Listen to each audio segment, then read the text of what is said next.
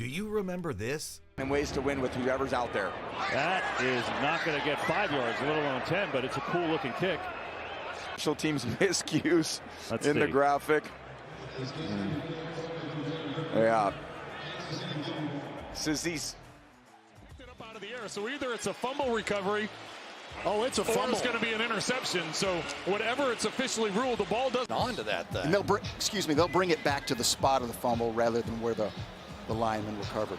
Exactly. The 2-minute rules with a fumble. What about 6-11? Every 49er fan remembers the pain, the embarrassment, and the year the Bay Area burned to the ground. But that was yesterday's paper. Did you see what happened Sunday night? Here, buy a little time. He knew he was going to throw it deep. Why not? You have nothing to lose at that point, and just roped it. It was the moment the 49ers sent a message so clear that even George Lucas realized the Empire is about to strike back. From the injury gods trying to bury the red and gold to a battered, bruised makeshift squad rising from the ashes, silencing every hater, and standing one game away from the unthinkable. This is how the 49ers went from outhouse to penthouse. And will the Seattle Seahawks spoil the party?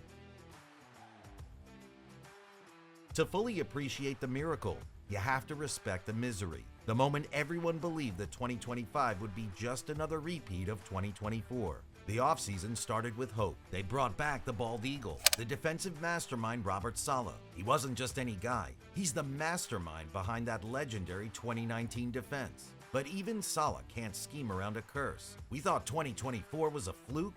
Ha! But in 2025, it was snap, crackle, and pop. A horror movie on repeat. On this inside run by the Jets, Nick Bosa, the reigning defensive rookie of the year, was rolled up on. It looks like maybe his knee shifted in an... Nick Bosa, gone. Fred Warner, the heart and soul of the defense, gone. This one right here, foot's turned sideways. Weeks 3 and 6 were worse than a New Year's hangover in the Bay Area. Oh my goodness. Step aside for a minute. How could it get any worse? Brock Purdy there. Turf toe may not sound like much, but it can be debilitating. There are varying degrees. For Brock, he hyperextended his right big toe week 1, tearing the stabilizing ligaments under the joint. In addition to being extremely painful, turf toe limits the toe's ability to flex. And Brock told me any movement in the wrong direction. I said this is an organization. Number one, they're brittle. And number two, as much as I like John Lynch, they have missed on too many top picks. So when the injuries happen, they don't have a reservoir of depth. And this morning, Brock Purdy out 3 to 5 weeks. My first NFL macro prediction that looks right. 49ers quarterback Brock Purdy is slated for a possible multi-week absence after sustaining a moderate grade turf toe injury on this play. Let's break this down. Coach Shanahan. It's a true nightmare scenario. Brock Purdy, Mr. Irrelevant? No. Mr. Fragile. He goes down. Enter Mac Jones. He's a nice kid. He tried his best, but let's be real. He had a mountain to climb with a broken roster. Looking at a number this morning, if you go to the first 3 starts of Brock Purdy when he was 23 years old, or in 2023, excuse me. Brock Purdy in 2023, and that was the Niners team that got to the Super Bowl, was stacked. You had Kittle, Debo, CMC, Ayuk. I mean, you had a stacked roster. His first 3 starts of that year, Brock Purdy, with a stacked roster. 4 touchdowns, no picks, 245 yards a game. That's when he emerged. Mac Jones this year, and I'm talking dealing with second and third stringers. Everybody's hurt. Has better numbers. But it wasn't just the QBs. Even Christian McCaffrey was battling nagging issues, almost like a Ferrari stuck in second gear. While George Kittle was held together by duct tape and charisma. The whispers were all becoming louder. People calling them done and saying that this is 2024 on repeat. And statistically, they were right. We know the situation. He left the game. It's a knee injury.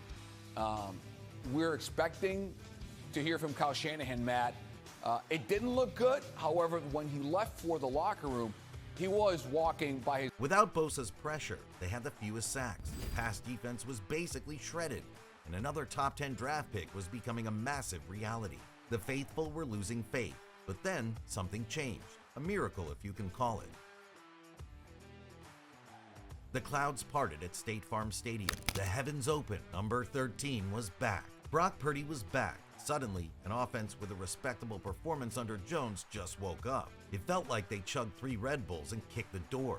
From scraping by to get points on the board under Jones, and I mean no offense to the kid, that Purdy return changed everything, averaging over 30 points per game since his return. I'm talking home wins, road wins. Just line them up and Purdy knocks them down. Possibly that could have gotten out of there was Edmonds, and for whatever reason, he didn't.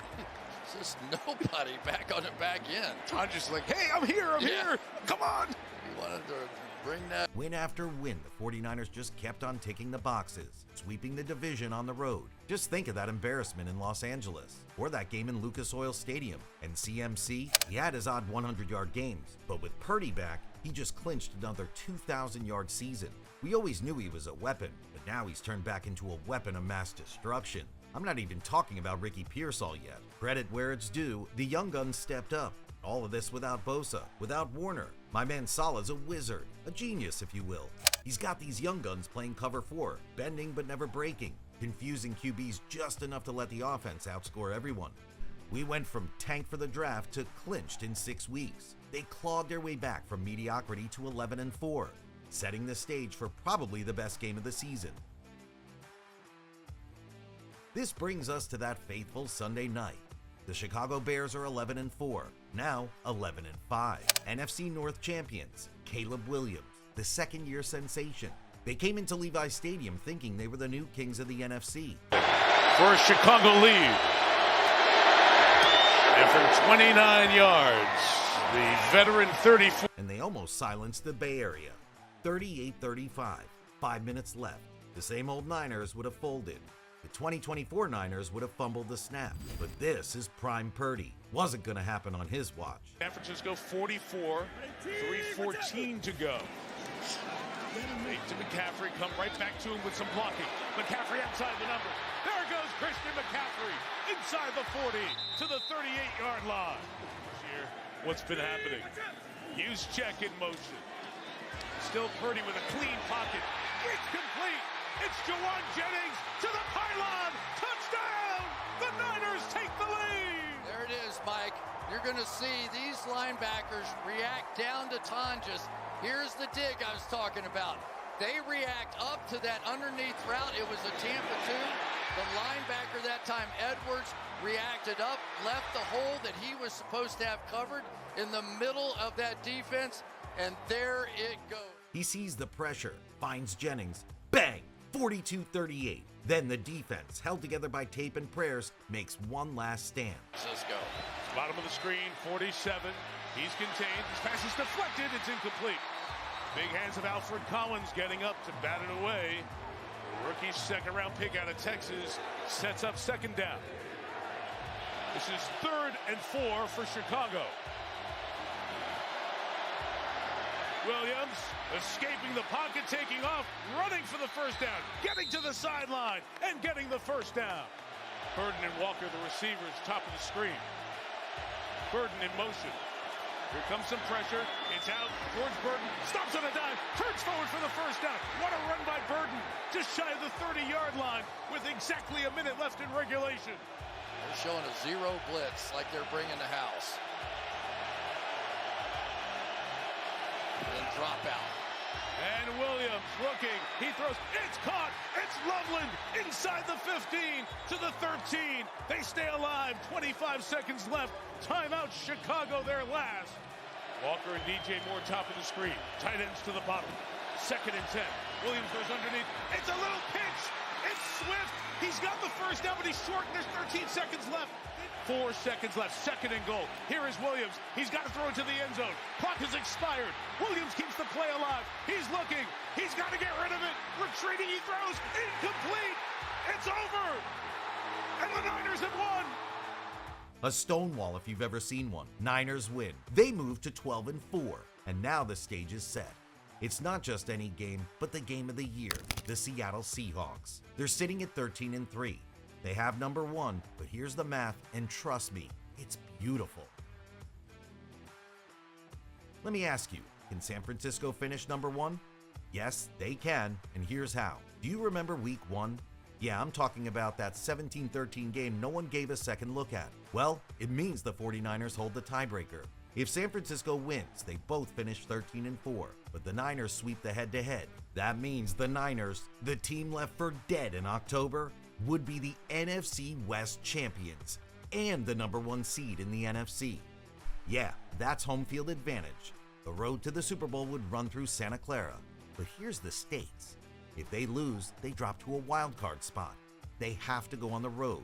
It's the true definition of all or nothing. I'm not gonna lie, I'm worried about the defense. They bleed a lot of points. They don't have a pass rush. Caleb Williams torched them. But if there's one man who can stop Seattle, I'd bet my money on Salah. And if there's a duo to put up 45 points, it's CMC and Purdy. And if they go on to win the Super Bowl, it will be one of the greatest seasons ever. Fuck Patrick Mahomes. So, do you believe in miracles? This isn't just football. It's a narrative not even the best Hollywood scriptwriters can dream up. It's about resilience, getting knocked down and getting back up. I don't know what to say. Either we heal as a team, or we're gonna crumble. On this team, we fight for that inch. On this team, we tear ourselves and everyone else around us to pieces for that inch. We claw with our fingernails for that inch. Because we know when we add up all those inches, that's gonna make the fucking difference between winning and losing. Now, what are you gonna do? From rock bottom to redemption, from injury hell to the doorstep of heaven, the 49ers are proving the haters, the doubters, and the experts wrong every single Sunday. They're 1 win away from a bye week and home field advantage. 1 win away from completing the greatest regular season comeback I have ever seen. Smash that like button if you're riding with the Niners. Subscribe because we'll be covering every second of this playoff run. Faithful, this is your team. This is your time. Now, go get that 1 seed.